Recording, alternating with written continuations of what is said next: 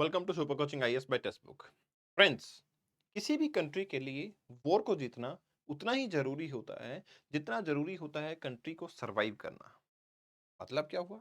मतलब ये हुआ कि जब आप किसी भी वॉर को इनिशिएट करते हो तो आप ये सोचते हो कि यस वॉर डेफिनेटली हम विन करेंगे, या फिर वॉर दूसरी साइड से ट्रिगर भी होता है। उस केस में भी आप वॉर को जीतने के लिए काफी ज्यादा बेसिकली एग्रेसिव रहते हैं।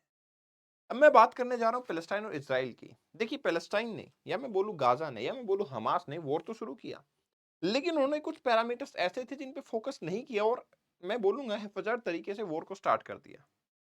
वॉर के दौरान भी आप ये ना भूलें कि आपको अपनी कंट्री को रन करना पड़ेगा। आप जिन लोगों के लिए वॉर लड़ रहे हैं उनकी प्रोटेक्शन करनी पड़ेगी। वॉर का मतलब ये नहीं होता कि सिर्फ हम जीतना चाहते हैं या हमारी पावर जीतना चाहती है या हमास एज ए ग्रुप जीतना चाहता है और जो कि इसराइल को नीचा दिखाना चाहता है। वॉर का एक पर्पस होता है और वॉर का पर्पस ये है कि आप अपने लोगों के राइट्स के बारे में बात कर रहे हो, उनके प्रोटेक्शन की बात कर रहे हो। लेकिन क्या हमास या फिर पैलेस्टाइन इस काबिल है कि वो अपने लोगों के राइट्स को प्रोटेक्ट कर सके? क्या हमास या पैलेस्टाइन इस काबिल है कि वो इजराइल से जीत सके? आज इसी के बारे में डिटेल एनालिसिस करने वाले हैं। हम एक कंपैरिजन करेंगे, एक थोरो कंपैरिजन करेंगे हम, और जानने की कोशिश करेंगे कि what exactly is with Israel and what is not with the Palestine, Gaza और हमास, जिसकी वजह से they will definitely going to lose the war. एक इकोनॉमिकल कंपैरिजन हम करने वाले हैं जिसमें कुछ पैरामीटर्स होंगे जो आप देख सकते हैं। इन पैरामीटर्स के ऊपर हम बात करेंगे। हम जीडीपी पे, रियल जीडीपी पे, नॉमिनल जीडीपी, अनएम्प्लॉयमेंट, इन्फ्लेशन, इन सब के ऊपर बात करने वाले हैं और फिर देखेंगे कि एक्चुअली क्या प्रोसेस है जिसके थ्रू हम ये बात कर सकते हैं कि इजराइल और पैलेस्टाइन में जीत किसकी होगी। सबसे पहले मैं बात करता हूं पॉपुलेशन साइज की। देखिए, पॉपुलेशन साइज बहुत मैटर करता है। क्यों? क्योंकि वैसे तो ह्यूमन को एक बर्डन माना जाता है जब वो नंबर में ज्यादा हो जाए, लेकिन अगर नंबर में ह्यूमन कम है तो ह्यूमन को भी रिसोर्स के तौर पे देखा जाता है। And that's why human resources की जब हम बात करते हैं तो इजराइल के पास लगभग पॉपुलेशन है 9.8 मिलियन।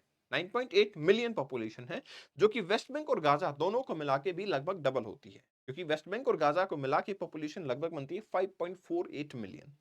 तो यहाँ पे पॉपुलेशन पैलेस्टाइन के पास में कम है, इजराइल के पास पॉपुलेशन काफी ज्यादा है, लगभग डबल है। मतलब ह्यूमन रिसोर्सेज ज्यादा है जो उनके जीडीपी में भी कंट्रीब्यूट करेंगे एंड डेफिनेटली जो मैन पावर है वो आपकी आर्मी, ग्राउंड आर्मी में भी ज्यादा काम आती है।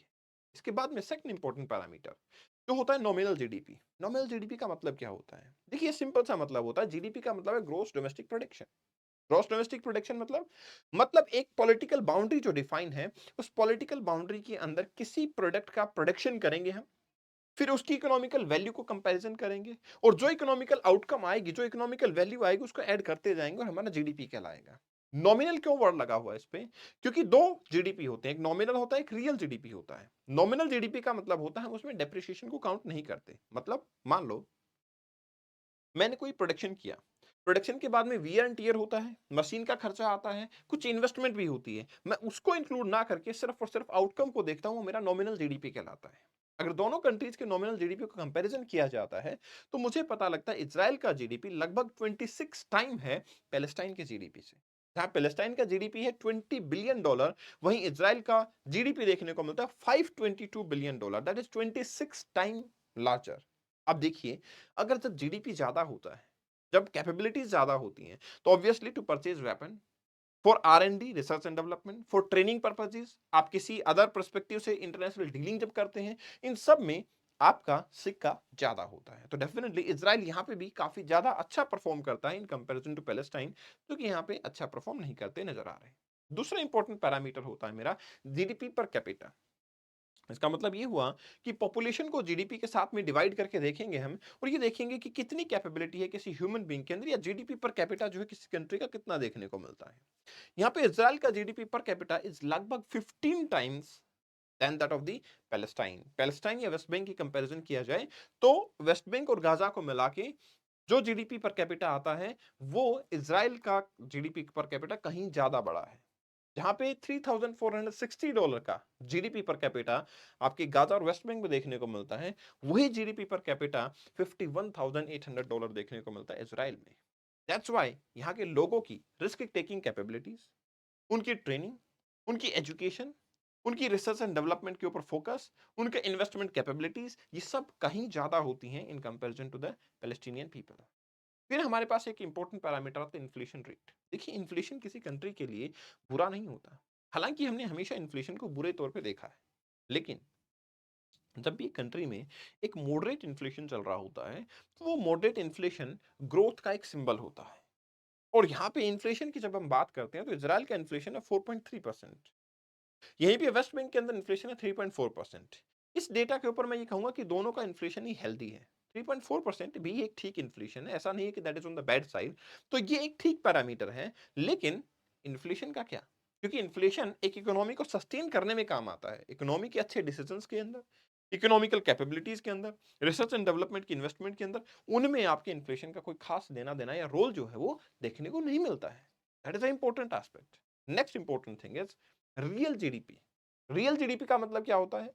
ये जब डेप्रिसिएशन को भी माइनस कर दिया जाए, जब आपके जीडीपी में से डेप्रिसिएशन को भी माइनस कर दिया जाए, तो फिर आपके पास में रियल जीडीपी आता है। रियल जीडीपी की जब हम बात करते हैं, तो यहाँ पे आपको देखने को मिलेगा कि वेस्ट बैंक जो और गाजा की इकोनॉमी जो है, वो कॉन्ट्रैक्ट करती हुई नजर आ रही है 11% से। मतलब मतलब कि जो प्रोडक्शन हुआ और फिर जो डेप्रिसिएशन हुआ, उनको टोटल नेट काउंट किया जाए तो कॉन्ट्रैक्शन नजर आ रहा है। और यहाँ पे रियल जीडीपी जो पैलेस्टाइन का है, वो बहुत ज्यादा फ्लक्चुएट भी करता है, मतलब वो डेफिनेट नहीं है। अब जब भी जीडीपी डेफिनेट नहीं होता, जब भी वो बहुत ज्यादा फ्लक्चुएट करता है, तो फिर कोई कंट्री अपनी पॉलिसी मेकिंग को कामयाब नहीं बना सकती। जैसे इंडिया का मैं एग्जांपल देके आपको समझाता हूँ। इंडिया में आप सुनते हो कि 5 ईयर प्लानिंग होती है। अब बहुत बार हमारे पास क्या हुआ, 5 ईयर प्लान की बजाय रोलिंग प्लान्स देखने को मिले। जब भी हमारे पास इकोनॉमिक क्राइसिस है, जब भी हमारे पास पॉलिटिकल क्राइसिस है, उस केस में क्या होता है, उस केस में लॉन्ग टर्म प्लान बनाना काफी मुश्किल है, क्योंकि हमारे पास इतना पैसा नहीं है। फॉर एग्जाम्पल आप अपनी पर्सनल इंडिविजुअल लाइफ से ले सकते हैं। अगर आपके पास में काफी ज्यादा इकोनॉमिक बैकअप है, तो आप लॉन्ग टर्म प्लान्स बना सकते हैं। लेकिन अगर आपके पास में इकोनॉमिक बैकअप है ही नहीं, तो फिर आप शॉर्ट टर्म प्लान ही बनाएंगे, क्योंकि लॉन्ग लॉन्ग टर्म के लिए जो बैकअप आपको चाहिए, वो डिसीजन आप ले ही नहीं पा रहे हैं, वो बैकअप आपके पास में है ही नहीं। The same scenario is with Palestine, कि पैलेस्टाइन के इकोनॉमिकल डेवलपमेंट वो बहुत ज्यादा फ्लक्चुएट करती है, and that's why they are unable to take definite decisions. वो काफी कॉम्प्लिकेटेड सिचुएशन हो जाती है। तो इकोनॉमिक पैरामीटर्स के बाद आता है अनएम्प्लॉयमेंट का रेट। देखिए, अनएम्प्लॉयमेंट रेट की जब बात आती है, तो यहाँ पे इजराइल का जो अनएम्प्लॉयमेंट रेट है वो बहुत कम है, 3.5%। वहीं पे गाजा का लगभग 8 टाइम 24%, 24.2% अनएम्प्लॉयमेंट रेट गाजा के अंदर देखने को मिलता है। मतलब यहाँ पे लोगों के पास में वर्क नहीं है, और वर्क नहीं है तो डिसीजन मेकिंग कैपेबिलिटीज या इकोनॉमिकल पार्टिसिपेशन उनका कंपैरेटिवली बहुत कम है। एंड दैट्स व्हाई यहाँ पे जो मिलिटेंट एक्टिविटीज हैं वो बढ़ने लग जाती हैं, रेशियल डिस्क्रिमिनेशन जो है वो बढ़ने लग जाते हैं, वॉर की कैपेबिलिटीज जो है, वॉर की जो टेंडेंसीज हैं वो बढ़ने लग जाती है, कैपेबिलिटी नहीं, टेंडेंसीज वो बढ़ने लग जाती है। आप पाकिस्तान का एग्जाम्पल लीजिए। पाकिस्तान की इकोनॉमी जितनी ज्यादा खराब होती है, उतना ही इंडिया की तरफ टॉर्चर बढ़ जाता है। कारण बहुत सिंपल है, क्योंकि पाकिस्तान की जनता को खुश करने के लिए वहां के जो नुमाइंदे हैं, वो इस टाइप की एक्टिविटीज परफॉर्म करना स्टार्ट कर देते हैं कि हमारी इकोनॉमिक डेवलपमेंट इसलिए नहीं हो रही क्योंकि इंडिया इंटरफेयर कर रहा है। And the same thing is with Hamas. Hamas क्या करता है, जब भी उनकी इकोनॉमिकल डिविडेंडलेस देखने को मिलती है, जब जनता इन मुद्दों पे फोकस करती है, तो वो इजराइल को पकड़ के बैठ जाते हैं और फिर उनको बताते हैं कि इजराइल जो है वो इस तरीके से कर रहा है, हम आपकी प्रोटेक्शन कर रहे हैं, इसलिए इकोनॉमी ज्यादा इंपॉर्टेंट नहीं है, आपका धर्म इंपॉर्टेंट है, आपका काम इंपॉर्टेंट है, आपका मजहब इंपॉर्टेंट है। ये सब चीजें जो है वो इकोनॉमिकल डेवलपमेंट का पार्ट बन जाती है, या फिर इकोनॉमिक डेवलपमेंट को हटा के खुद अपना प्लेस ले लेती है। तो ये सिचुएशन यहाँ पे नजर आती है। अब सवाल ये है कि सर इतने सारे बैड पैरामीटर पैलेस्टाइन के आखिर है क्यों, मतलब ऐसी क्या प्रॉब्लम है पैलेस्टाइन के अंदर जिसकी वजह से they are unable to perform in a healthy way? सबसे बड़ी प्रॉब्लम यहाँ पे क्या है आपका, पोस्ट पेंडेमिक रिकवरी। देखिए, कोविड आया, पूरे वर्ल्ड के अंदर इन्फ्लुएंस हुआ, लेकिन पैलेस्टाइन के अंदर जो इन्फ्लुएंस हुआ उसके बाद में जो रिकवरी थी वो बहुत स्लो थी। और इवन उनका भी इंटेंशन नहीं था कि कोई खास रिकवरी हो पाए। कि बाद में इवन जो आपकी गवर्नमेंट है, इजराइल की गवर्नमेंट, उन्होंने क्या किया है, उन्होंने एक सिस्टमेटिक रेस्ट्रिक्शंस लगा रखे हैं कि आप गाजा से वेस्ट बैंक पे जाओगे तो रेस्ट्रिक्शंस है, वेस्ट बैंक के जो कुछ एरियाज हैं जो उन्होंने ऑक्यूपाई कर रखे हैं, कैप्चर कर रखे हैं, वहां पे रेस्ट्रिक्शंस है। इसलिए बिकॉज ऑफ इजराइल, पैलेस्टाइन जो है अथॉरिटीज वो अच्छा परफॉर्म नहीं कर पाती है।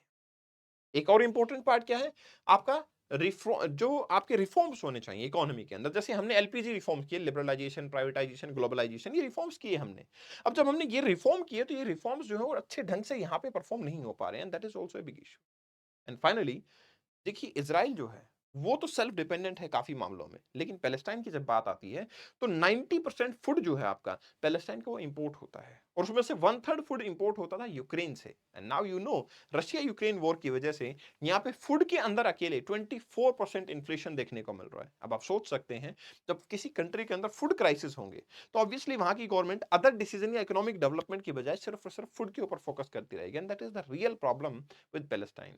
दैट्स व्हाई वो अपने इंटरनल मुद्दों को सॉल्व करने की बजाय एक ऐसा टाइम ढूंढते हैं कि हम इजराइल के ऊपर अटैक कर देते हैं ताकि जनता का ध्यान जो है वो डाइवर्ट हो जाए। That is happening with Pakistan की स्ट्रेटेजी आप समझ गए होंगे। That is happening actually with Hamas and that's why Hamas इस वॉर को जीत पाए ये ऑलमोस्ट इम्पॉसिबल है क्योंकि उनकी किसी भी लेवल पे कैपेबिलिटीज, प्रिपरेशंस, अपनी strategies, research and development, equipment, economic backup, even जो वर्ल्ड जियोपॉलिटिकल सपोर्ट होता है वो भी हमास के पास में अवेलेबल नहीं है क्योंकि they were the first to start the war.